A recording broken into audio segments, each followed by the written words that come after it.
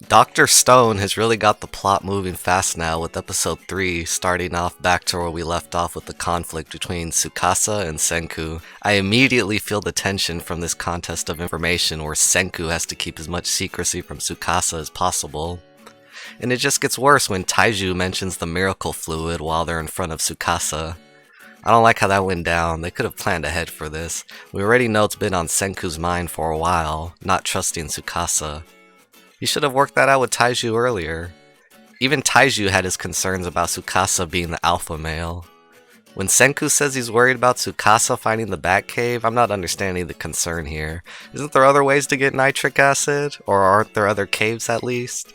It's ridiculous that Tsukasa immediately discovers the nitric acid from it touching his skin. Just how smart is this guy? Is he a scientist too? It does get a little heartwarming when Taiju shows his trust in Senku's decision to act against Tsukasa, and it feels good to see that they're ready to work together on this. Tsukasa just keeps getting worse as he destroys a whole crowd of statues where I'm pretty sure there were women and children. Though I guess he did establish he wants to kill all adults indiscriminately, so it's really not out of character for him to kill women too. But kids now? When the revival of Yuzuriha seems to stall again, I'm thinking it's the damn clothing that's preventing the medicine from working on her. And I really didn't think this was gonna happen yet. Like I said before, the intro and outro show her as a statue, while more people are appearing. But wait, turns out it's not always spoilers in the intros, and Yuzuriha is the third to join the group. Or is it fourth?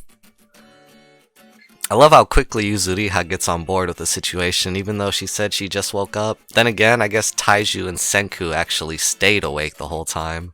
I'm kinda wondering if they'll get back to that point about consciousness, or if the state of consciousness just doesn't matter at all. Tsukasa keeps showing us he's too strong and fast. You're telling me 3 people can't somehow gang up on him and get him?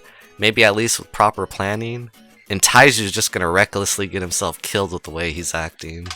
Luckily, he has 2 friends to help balance him out. Or maybe he's just lucky that Tsukasa has some screwed up sense of morality, where even though he's ready to kill all those innocents, he somehow lets Taiju and the others live. So their new adventure begins here, departing from Tsukasa. I didn't realize the cracks on their faces were actual statue cracks. I thought there was just some character design thing going on here.